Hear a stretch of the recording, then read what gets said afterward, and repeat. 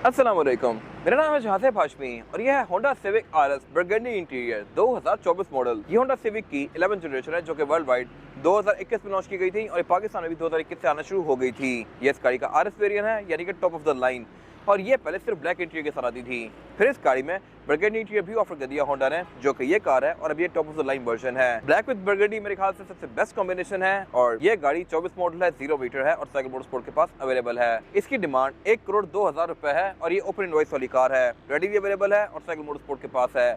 अगर आपने इसके बारे में कोई इन्फॉर्मेशन लेनी है तो आप इसी नंबर पर कॉल कर सकते हैं या फिर आप साइकिल मोटरस्पोर्ट को विजिट कर सकते हैं, जो कि रावलपिंडी में DH2 के गेट 1 के ऑपोजिट लोकेटेड है। साइकिल मोटर्स की टोटल 2 ब्रांचेस हैं, एक रावलपिंडी में मरी रोड पे और फिर एक रावलपिंडी में DH2 के गेट 1 के ऑपोजिट, ये वाली ब्रांच। इन दोनों ही ब्रांचेस पे गाड़ियों की बाइंग एंड सेलिंग के साथ साथ गाड़ियों के काम भी किए जाते हैं, जैसे कि tints, wrap, ceramic coating, PPF, graphene coating. यहाँ पे गाड़ियाँ फेसलिफ्ट भी की जाती हैं और इसके अलावा यहाँ फिर एक पेंट बूथ भी अवेलेबल है, जहाँ पे गाड़ियों में बेस्ट क्वालिटी का पेंट किया जाता है। तो गाड़ियों की बाइंग एंड सेलिंग, मॉडिफिकेशन या पेंट जॉब वगैरह के किसी भी तरह के काम के लिए cycle Motors and cycle motorsports is the place. Overall, it's a great Civic, and today I'm going to review it. Let's start with the exterior of this car. Looks के लिहाज से ये गाड़ी पिछले किसी भी सिविक से बहुत ज़्यादा एग्रेसिव है और साइज के लिहाज से ज़्यादा बड़ी है। मेरे ख्याल से ये गाड़ी सिविक एक्स से भी थोड़ी सी ज़्यादा बड़ी लगती है और अगर आप इसको डी बैच कर दें तो इसको कोई लेमैन अकॉर्ड से भी कंफ्यूज कर सकता है। इस गाड़ी की जो हेडलाइट्स हैं ये डिफरेंट आती हैं एज कम्पेयर टू स्टैंडर्ड और ओरियल। इस पेट्रोल 3 वर्जन आते हैं, स्टैंडर्ड, ओरियल और RS। ये वाली हेडलाइट्स RS से लिमिटेड हैं और इसकी वजह यह है कि हेडलाइट्स LED में है और इसके अलावा ये डे और नाइट को सेंस करके ऑटोमेटिकली ऑन या ऑफ होती हैं। ये दोनों चीजें इसके छोटे वर्जन में नहीं आती। इसके अलावा इसकी हेडलाइट के ऊपर काफी स्लीक सी DRL दी गई है, जैसा कि होंडा की अब मोस्टली नई कार्स में आ रही है और हेडलाइट्स का डिजाइन भी होंडा ने अपनी मोस्टली कार का ऐसा ही कर दिया है। अगर आप 2017-18 वाली गाड़ियां देखें तो सब गाड़ियों की हेडलाइट्स LED में थी। अगर आप वेजल की देख लें, इनसाइड की देख लें, सिविक एक्स की देख लें, ये जो मर्जी कार देख लें, एयरवेव वगैरह, उनकी हेडलाइट्स मिलती जुलती थी। Same goes for this car. अब इसकी हेडलाइट में साइड्स पे 2 पॉइंट दिए गए हैं, लो के, और एक सेंटर में पॉइंट दिया गया है हाई का। अब अगर आप ये गाड़ी देखें, नई वेजल देखें, नई HRV देखें या होंडा की मोस्टली नई कार्स देखें तो उनमें हेडलाइट्स आपको ऐसी ही देखने को मिलेंगी। खैर, इसके अलावा फ्रंट पे एक गाड़ी फ्रंट कैमरा भी ऑफर करती है और ऊपर इसमें रडार भी दिया गया है, जो कि इस गाड़ी के बहुत सारे डिसेंट फीचर्स को इनेबल करता है। वो क्या है मैं आगे जाके कवर करूंगा इंटीरियर में। इसके अलावा इस गाड़ी में वाइपर भी अब रेन सेंसिंग आते हैं, जो कि पहले सिविक में नहीं थे, सिर्फ ग्रैंडे ऑफर कर रही थी। ये थोड़े से हिडन दिए गए हैं, यानी कि बोनट के नीचे हैं, और बाकी इस गाड़ी के फ्रंट पे नोज भी काफी मैसिव दिया गया है। फ्रंट पे इसमें RS की बैचिंग दी गई है, फॉग लैंप इस गाड़ी में LED में आते हैं और इसके अलावा यहाँ पे कुछ खास है नहीं। इसके बाद अगर बात कीजिए इस गाड़ी की साइड प्रोफाइल की तो यहाँ पे सब कुछ बिल्कुल ब्लैक्ड आउट है और उसकी वजह है, अगर आप सिविक RS ले रहे हैं 11th जनरेशन में तो आपको रिकमेंड करूंगा कि आप व्हाइट में, सिल्वर में, ग्रे में, किसी भी और कलर में लें। ब्लैक पे गाड़ी बहुत ज़्यादा डिसेंट लगती है, बट स्टिल इस गाड़ी में बहुत सारे ब्लैक एक्सेंट्स आते हैं जो कि ब्लैक कलर में बिल्कुल ब्लैक ही हो जाते हैं। जैसा कि इस गाड़ी में एक तो रिम मैट ब्लैक आते हैं, वैसे जो मर्जी कलर हो। इसमें साइड मिरर ग्लॉस ब्लैक आते हैं, डोर हैंडल ग्लॉस ब्लैक आते हैं। बैक पे इस गाड़ी में shark fin interior gloss black आता है और इसके अलावा इसका डक्टेड स्पॉइलर भी ग्लॉस ब्लैक में आता है और ये सारी चीज़ें किसी और कलर में बहुत ज़्यादा उठती हैं। अगर आप व्हाइट कार लेते हैं तो उसमें बड़े सारे एक्सेंट्स ब्लैक होंगे और इसको डिस्टिंक्टिव सी लुक देंगे, जबकि ब्लैक गाड़ी में सारी चीज़ें ब्लैक होकर एक बिल्कुल ऐसी फील देती हैं जैसा कि ये बेसिक कार है।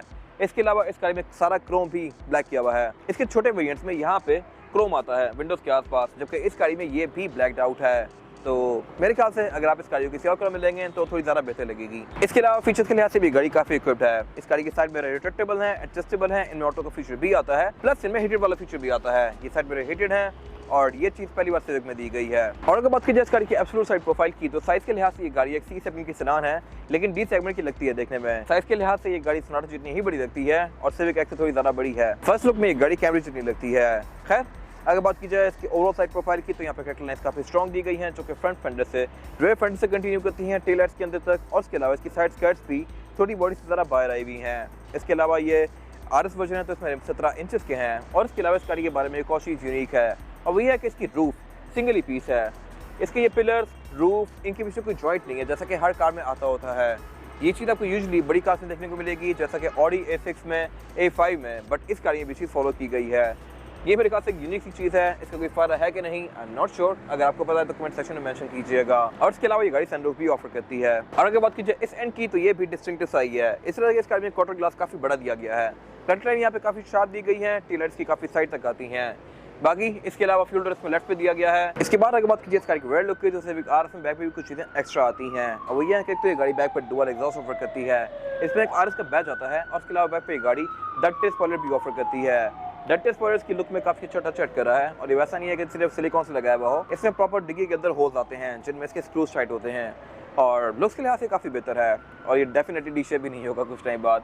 इसके अलावा इसमें ये ऊपर शार्प फिनिशिंग दिया गया है जो कि ग्लॉस ब्लैक फिनिश में आता है। ब्लैक गाड़ी की सारी चीज़ें ब्लैक आउट ही हो जाती हैं, ये भी ग्लॉस ब्लैक में आता है। फिर इसके अलावा बैक पर टेलर इस गाड़ी की काफ़ी मैसिव दी गई हैं। DRL की तरह बैक पे भी इसकी ये रनिंग लैम्प दिया गया है ब्रेक का और ये LED में है और इसके अलावा रिवर्स और इंडिकेटर इसका हैलोजन वाला आता है। बैक पे गाड़ी डुअल एग्जॉस्ट ऑफर करती है ऑन बोथ साइड्स और इसके अलावा ट्रंक को लॉक करने के लिए एक नीचे यहाँ पर सॉफ्ट बटन दिया गया है। अगर बात करिए ट्रंक कैपेसिटी की तो ये भी इस गाड़ी की अच्छी खासी डीप है। यहाँ पर आप 4 से 5 लोगों का लगेज इजीली एडजस्ट कर सकते हैं और इसके अलावा इस नीचे दी गई लिड को उठाकर आप इस गाड़ी का स्पेयर टायर और टूल किट एक्सेस कर सकते हैं।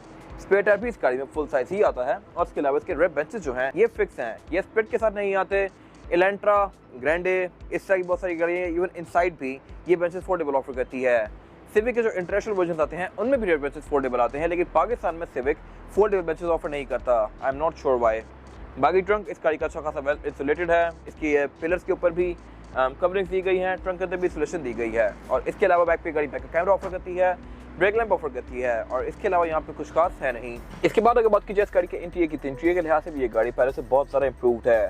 सिविक एक्स से मेरे ख्याल से इंटीरियर बहुत बेहतर है, रिबर्थ और रिबॉन का इसके लेवल का था, लेकिन यहाँ बिल्ड क्वालिटी बहुत सारा वर्क किया गया है और इसके अलावा ये गाड़ी भी इंटीरियर की कलर भी ऑफर करती है। सिविक 2019 तक इंटीरियर की सिर्फ एक कलर ऑफर करती थी, व्हाइट वाली, फिर उसमें ब्लैक वाला इंटीरियर भी आ गया सिविक RS में। इस कार के केस में 3 इंटीरियर आते हैं, एक व्हाइट, फिर एक ऑल ब्लैक और फिर एक ब्लैक विद बर्गंडी, जो कि ये कार है। ये top of the line version है और ये इंटीरियर आप एड ऑन करवाते हैं लेते टाइम, ये स्टॉक नहीं आता कंपनी की तरफ से। खैर अगर बात करिए इस गाड़ी के स्टीयरिंग व्हील की तो स्टीयरिंग व्हील इस गाड़ी का पूरा ही लेदर की फिनिश में है और ये 3 स्पोक है। इसमें लेफ्ट और राइट स्पोक को डिफरेंट कंट्रोल्स दिए गए हैं। लेफ्ट स्पोक को जो कंट्रोल्स हैं मटेरियल सिस्टम के हैं और यहाँ से आप इसके MID के बीच में नेविगेट कर सकते हैं। राइट स्पोक को जो कंट्रोल्स दिए गए हैं ये इसके क्रूज के हैं, क्रूज कंट्रोल ये गाड़ी एडाप्टिव ऑफर करती है और इसके अलावा फिर यहाँ पे लेन की असिस्ट और इसके अलावा रडार के डिस्टेंस को भी एडजस्ट करने के कंट्रोल्स दिए गए हैं। फिर इसमें पैडल शिफ्टर्स भी आते हैं जो कि मेरे ख्याल से एक अच्छा फीचर है और इसके अलावा अगर बात की जाए इसके पीछे दिए गए कंट्रोल्स की तो ये हेडलाइट के हैं। राइट वाले कंट्रोल्स पे हेडलाइट दी गई है और इसमें ऑटोमेटिक वाला फीचर भी आता है और यहाँ फॉग के कंट्रोल्स भी दिए गए हैं। लेफ्ट से भी जो कंट्रोल्स दिए गए हैं वाइपर के हैं और वाइपर इस गाड़ी में रेन सेंसिंग आते हैं, यानी कि ये बारिश को सेंस करके ऑटोमेटिकली ऑन या ऑफ होंगे और अपनी स्पीड को भी कम या ज्यादा करेंगे। फिर इसके अलावा अगर बात की जाए इस गाड़ी के मीटर की तो मीटर इस गाड़ी का लुक्स के लिहाज से डिसेंट है, इस तरह से कि ये डुअल कॉम्बिनेशन में है एनालॉग और डिजिटल के। डिजिटल वाला एरिया बेसिकली पूरी स्क्रीन है और यहाँ पे गाड़ी आपको इसकी बहुत सारी चीजें शो करवाती है, जैसे कि ट्रिप्स, एवरेज किलोमीटर पर लीटर, आउटसाइड टेम्परेचर और इसके अलावा यहाँ पे आपको फिर RPM, इस तरह की बहुत सारी चीजें शो होंगी और इसके बीच में मैं यहाँ से नेविगेट कर सकता हूँ। इसके अलावा इस गाड़ी में ड्राइवर फटीग वार्निंग भी आती है, गाड़ी के जितने मैसेज वगैरह है ये गाड़ी यहाँ पे शो करवाएगी और आप इसको नो कंटेंट पे भी रख सकते हैं।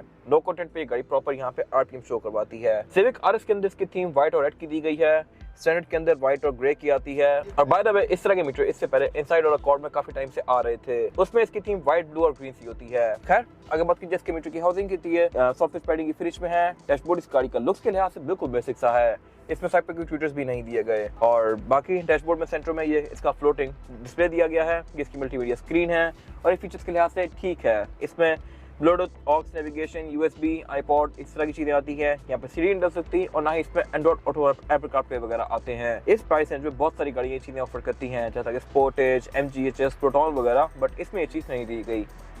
खैर इसमें कैमरा टोटल 3 आते हैं, एक फ्रंट पे आता है, एक बैक पे आता है, एक सेंटर में आता है।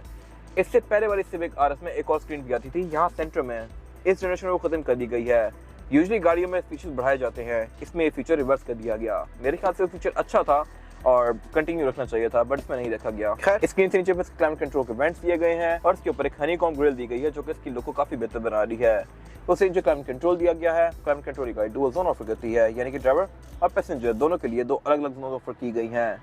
ये अगेन मेरे ख्याल से एक अच्छी चीज़ है और सिविक में पहली बार आई है। ये तीनों ही वर्जन में सेम आती है। फिर उसके अलावा नीचे यहाँ पे एक स्टोरेज पॉकेट दी गई है, USB इनपुट दिया गया है, 12 वोल्ट का पावर आउटलेट दिया गया है और सिर्फ इसका गेट सिलेक्टर दिया गया है। इसमें जो गेट सिलेक्शन है वो है PRND की और आप इस गाड़ी को मैनुअली स्टीयरिंग व्हील के पीछे दिए गए पैडल शिफ्टर से चला सकते हैं, लाइक दिस। फिर इसके अलावा पीछे यहाँ पे इसका ड्राइव मोड सिलेक्टर दिया गया है। इसमें जो ड्राइव मोड्स हैं वो है स्पोर्ट, नॉर्मल और इको। उससे पीछे फिर यहाँ पे इसकी पार्किंग ब्रेक दी गई है जो कि इलेक्ट्रॉनिक है, ब्रेक होल्ड दिया गया है, 2 कप होल्डर्स दिए गए हैं और उससे पीछे इसका सेंटर कंसोल दिया गया है। सेंटर कंसोल इस गाड़ी का स्पेस के लिहाज से डिसेंट सा है और उसके बीच में एक ट्रे दी गई है जिसके पीछे सिविक बनी हुई है, सिविक की फर्स्ट जनरेशन और एक यहाँ पर टैग लाइन दी हुई है, the Civic history goes on, nice attention to detail. इसके अलावा अगर बात की जाए इस गाड़ी की सीट्स की तो सीट्स इस गाड़ी की लेदर की फिनिश में है और ये बर्गंडी कलर की हैं। इसमें सीट्स दोनों ही मैनुअली एडजस्टेबल आती हैं, इनसाइड में इलेक्ट्रिक सीट्स आती हैं, अकॉर्ड में भी आती हैं, और लोग एक्सपेक्ट कर रहे थे कि इस जनरेशन में भी आएंगी, बट इलेक्ट्रिक नहीं दी गई यहाँ पे। इनको आप हाथ से ही आगे पीछे करेंगे, और उसके अलावा कुशनिंग के लिहाज से भी ये बस ठीक है, कोई बहुत ज़्यादा कंफर्टेबल नहीं है। सेम लेदर इसका डोर्स के अंदर भी कंटिन्यू किया गया है, और डोर्स भी इस गाड़ी के ब्लैक और बर्गंडी के कॉम्बिनेशन में है। सिविक आरएस के अंदर एक फीचर एक्स्ट्रा है, और वही है कि इसमें एम्बिएंट लाइट्स दी गई हैं जो कि पार्किंग के साथ ऑन होती हैं। ये मैरून सी एम्बिएंट लाइट्स हैं, और इस गाड़ी के इंटीरियर की कलर टोन अब काफी हद तक टीवो जिया या फॉर्च्यूनर लेजेंडर के इंटीरियर से मिलती जुलती है। इसके अलावा विंडो इस गाड़ी में ऑल पावर्ड आती हैं, यानी कि इनको मैं सिंगल टैप से फुली रोल डाउन ये रोल अप कर सकता हूँ। साइड मिरर इस गाड़ी के रिट्रैक्टेबल हैं, और इसके अलावा यहाँ फिर इसका होंडा सेंसिंग का बटन दिया गया है। होंडा सेंसिंग बेसिकली इसका रडार है, और इसके बहुत सारे फीचर्स को इनेबल करता है, जैसे कि lane keep assist, lane departure warning, collision assist वगैरह इस तरह की चीजें। नीचे यहाँ ट्रैक्शन कंट्रोल दिया गया है। वैनिटी मिरर गाइड ड्राइवर और पैसेंजर दोनों के लिए ऑफर करती है। लाइट दोनों के लिए ही नहीं आती। बाइक कैबिन के सेंटर में इसकी कैबिन लाइट्स दी गई हैं जो कि एलईडी वाली हैं। रियर व्यू मिरर इस गाड़ी का काफी स्लीक सा है, और ये ऑटो डिमिंग वाले फीचर के साथ आता है, यानी कि ये भी पिछली गाड़ियों की तेज लाइट को सेंस करके डिम हो जाया करेगा। सेंटर में फिर एक सनग्लास होल्डर भी दिया गया है, सनरूफ दी गई है, और इसके अलावा यहाँ पे कुछ खास है नहीं। इसके बाद अगर बात कीजिए इस गाड़ी में रेयर पैसेंजर्स के लिए सीटिंग कैपेसिटी की, तो ये बैक पे बस ठीक है। मेरे पास यहाँ पे हेडरूम कोई खास खुला नहीं है, और हेडरूम मेरे पास गाड़ी के अंदर सफिशिएंट है। मेरे से कोई ज़्यादा लंबा बंदा यहाँ बैठेगा तो उसको थोड़ा सा इशू हो सकता है, बट सिविक हमेशा से ऐसी रही है।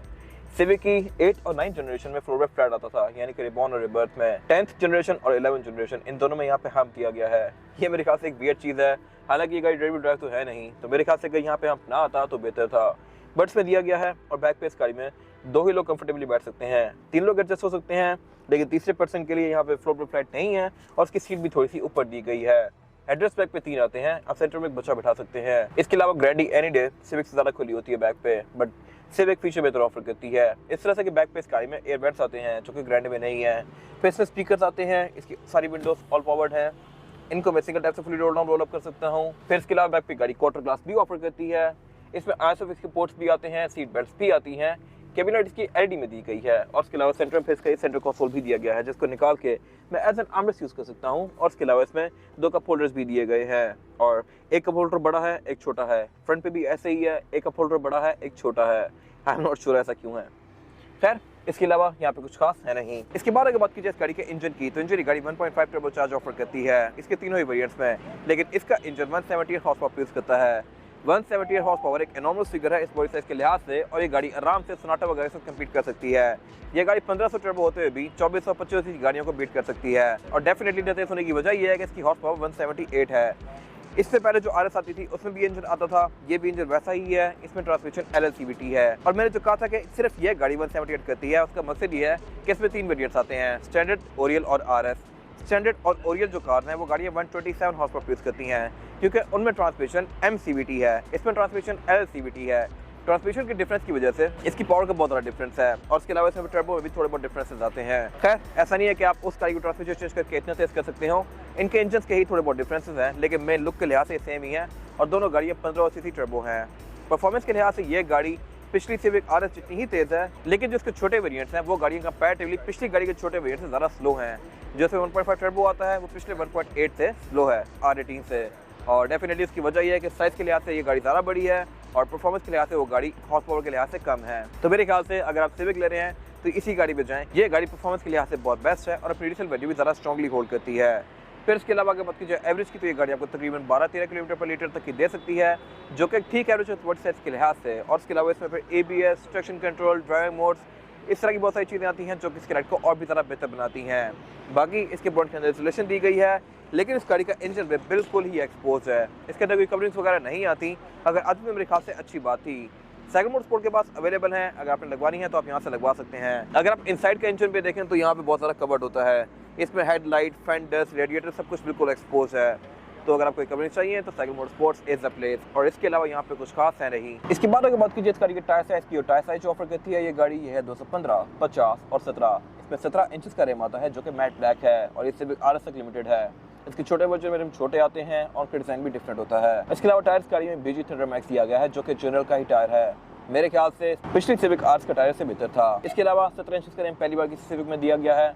ये गाड़ी ऑल व्हील डिस्क ब्रेक भी ऑफर करती है, यानी कि इसमें फ्रंट पे और बैक पे डिस्क ब्रेक दी गई है, और इसके अलावा यहाँ पे कुछ खास है नहीं। ये था आज का रिव्यू। अगर आपको रिव्यू पसंद आया तो इस रिव्यू को लाइक कीजिए, मेरे चैनल को सब्सक्राइब कीजिए, और अगर आपके पास गाड़ी से रिलेटेड कोई भी राय है तो उसको कमेंट सेक्शन में शेयर जरूर कीजिएगा, ताकि वो लोग जो गाड़ी लेने वाले हैं वो आपकी राय से फ़ायदा उठा सकें। अपना ख्याल रखिएगा। Thank you.